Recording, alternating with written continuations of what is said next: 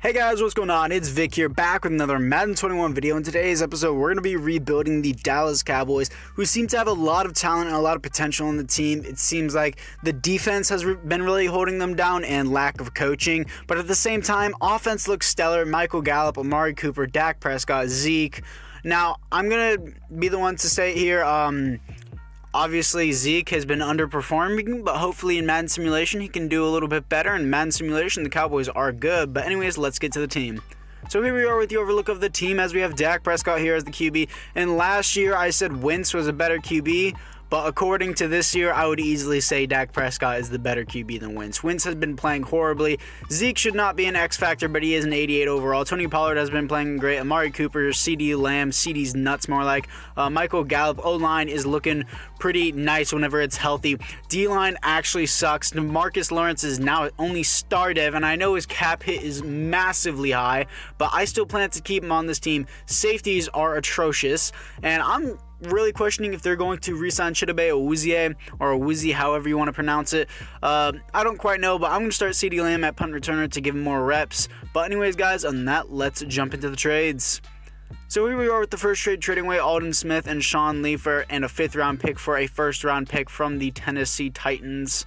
Now we're trading away Tyrone Crawford, Andy Dalton, and a 2nd string left tackle for a 1st and a 6th from the Miami Dolphins.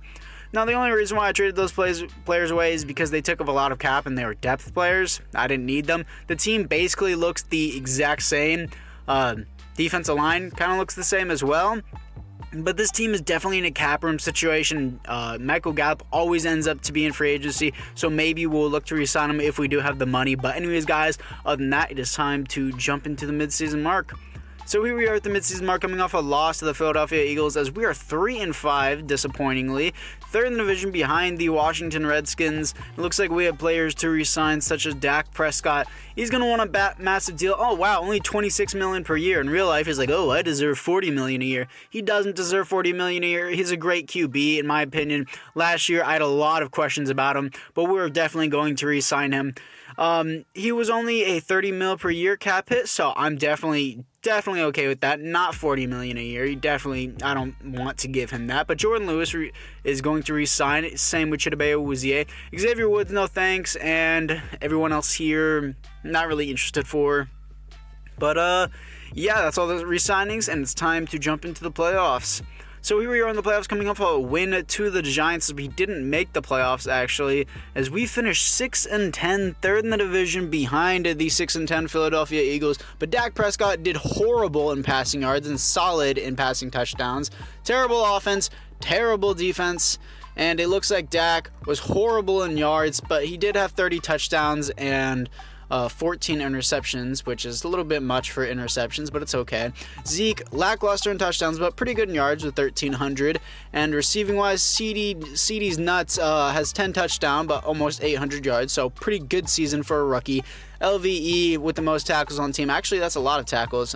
11 tackles for a loss for Antoine Woods, and 8.5 sacks for Jalen Smith. I hoped Demarcus Lawrence would have had more, but 3 interceptions for Chidobe Awuzie, 0 safeties, and defensive touchdowns is 1 for Jordan Lewis and 1 for Candy. So if I said that wrong, I'm sorry. Don't really care at the same time. But anyways, guys, time to get into the offseason. So here we are in the offseason as the Saints beat the Patriots in the Super Bowl, which is very interesting, even though the Patriots are already eliminated from the playoffs. The Raiders need to lose today. I need the Raiders to win and the Dolphins to lose today for the Ravens to make it into the playoffs. I'm counting on you, Raiders. I need you to win that game today. I'm a Ravens fan. I need that to happen. CD's Nuts has apparently superstar dev. I should really change his name to CD's Nuts. Well, if your first name's going to be CD, come on, dude. I gotta change it to that. But Jordan Lewis now has superstar dev, 79 overall. I'm glad I re-signed him when he did. Now he's going to be a cheaper defensive back to get. It looks like Joe Thomas, we finally found who Joe is, not Joe Mama, but Joe Thomas has star dev, and I won't be re-signing him because he is 30 years old. Everyone else here on this team looks the same. I'm going to be looking to get safeties in the draft, but defense really is struggling. I feel like strong safety has the most effect on simulation on defense. An edge rusher and a safety has the most effect on the simulation in Madden for defense, at least.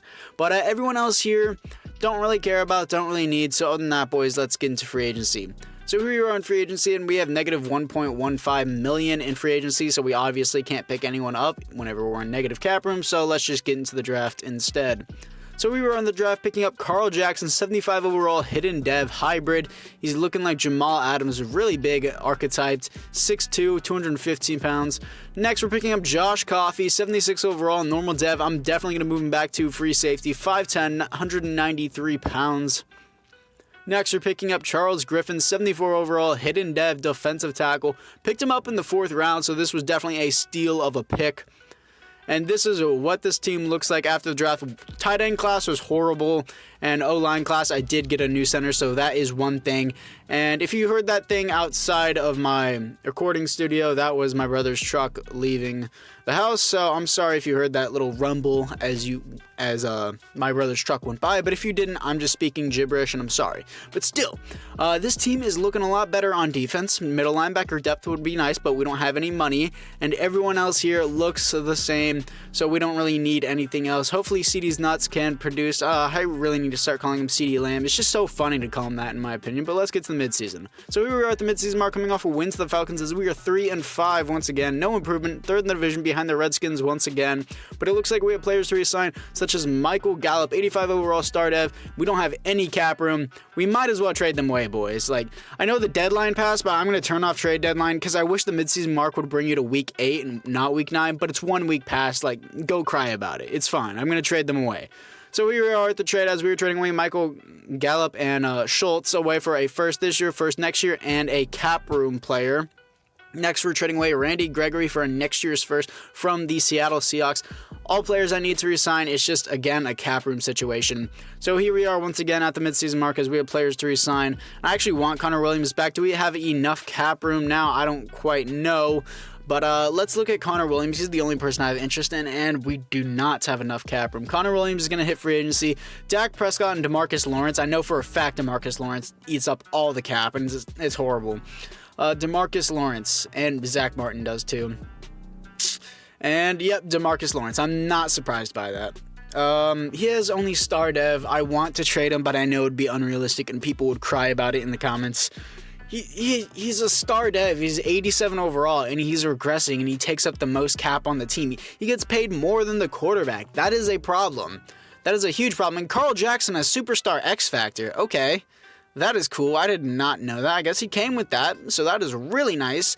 But, yeah, I'm not going to trade away DeMarcus Lawrence just for the quote-unquote realistic aspect, so let's just get into the playoffs instead. So we were in the playoffs coming off a loss to the Bears, but we actually made the wildcard round at 8-8, top of the division. Wow, we made the playoffs at 8-8. Wow, it really shows you how good the NFC least is. But still, 4th best offense in the NFL and 25th best defense still. That's disappointing. Dak Prescott, almost 4,000 yards, 26 TDs, 17 interceptions, a lot. Zeke dominated. Tony Pollard with 12 touchdowns, 1,500 yards for Zeke. Very solid ball distribution, I would say, between Amari Cooper and CeeDee Lamb. I was about to say CeeDee's nuts. But Josh Coffey with the most tackles on the team, most tackles for a loss, goes to 13 for DeMarcus Lawrence, finally doing something, in 6 sacks for DeMarcus Lawrence. I want double-digit sacks if I'm paying you more than Dak. 6 interceptions for Chidobe Awuzie. And finally, I think that's going to be a dub. DeMarcus Lawrence, Jalen Smith, and Tristan Hill all got safeties, probably the most I've ever seen in the season, and 1 defensive touchdown for Chidobe Awuzie. So how did this team get 25th best defense? That was a lot of safeties and 1 defensive touchdowns. I mean, sacks really sucked, but 6 interceptions for 1 player? That defense actually seemed pretty good. Can we beat the Panthers in the wild card? Yes, we can. Here to face the 10-6 San Francisco 49ers. The Cowboys are simulation gods, so hopefully they can actually win this game against the 49ers. And I just jinxed it, as we lost 29-21 against the 49ers, so it looks like instead we're just going to have to jump into the offseason. Here we are in the offseason as the Titans beat the Saints in the Super Bowl, and I believe Drew Brees already retired, so that is interesting that they have a new QB that fast. But no one on our team except Andy Lee has retired. Who cares? Who was probably a free agent that nobody really cared about. But on this team, that was the cap player that I traded for, Connor Williams. Again, I cannot re-sign him. We are in a major cap situation, but we are looking to see if we have anyone that has a dev up on this team. And it looks like offensively we look the exact same. CeeDee's nuts is an 89 overall. Really need to stop saying that. But defensively, DeMarcus Lawrence, you're 30 years old. I want to trade you so badly.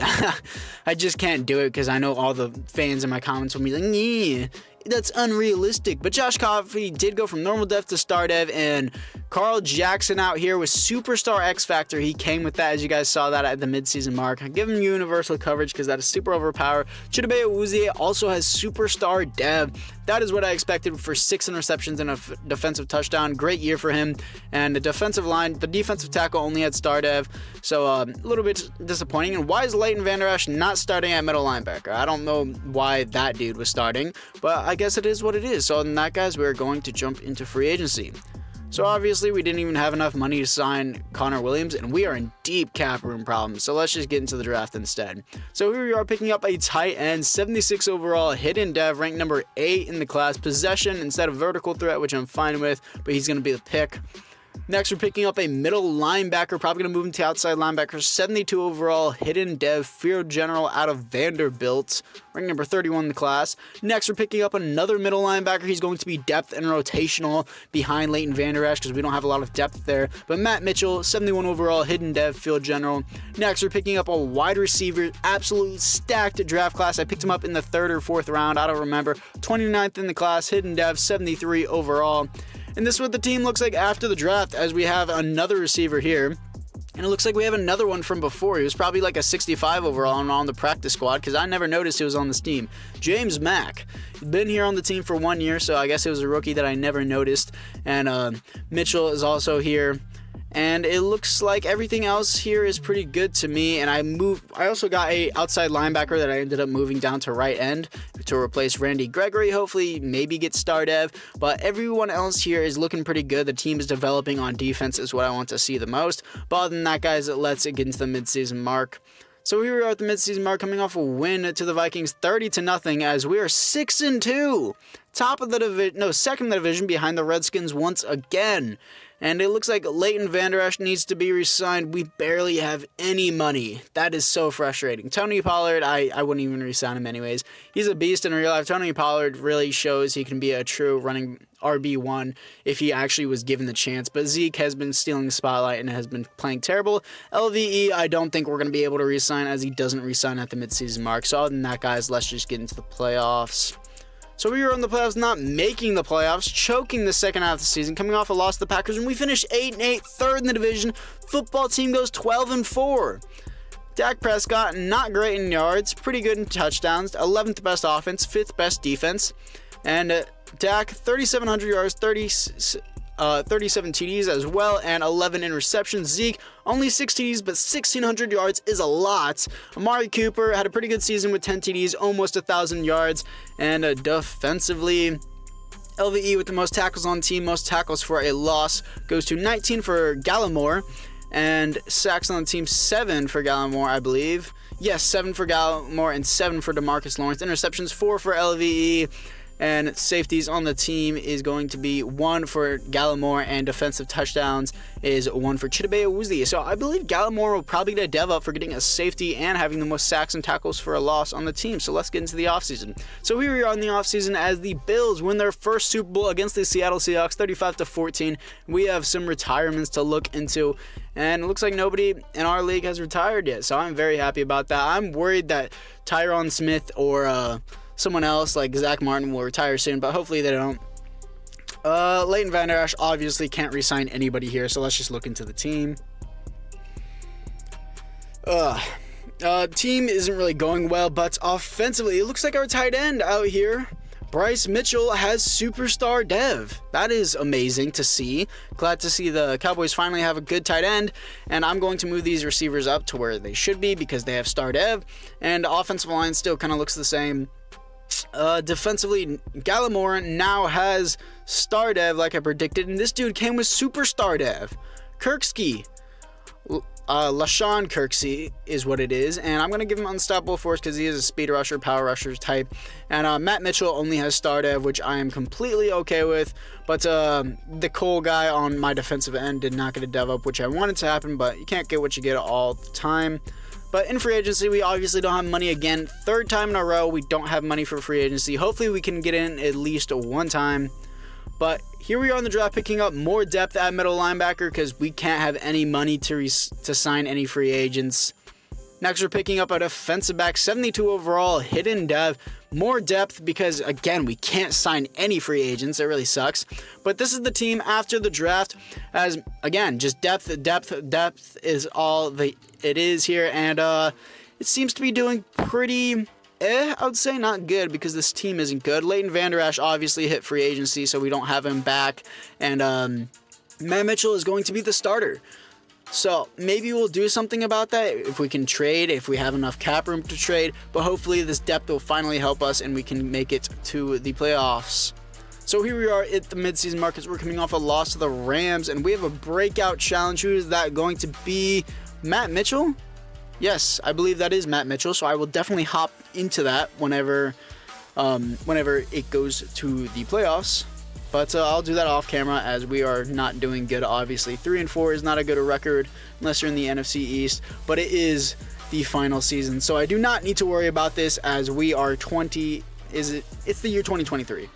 I don't know why I was blanking there, but we don't need to resign anybody because it was the final season, so I don't know why I was blanking out there. But Bryce Mitchell now has Slot-O-Matic as a superstar, but I don't want my tight end in the slot. He's a tight end.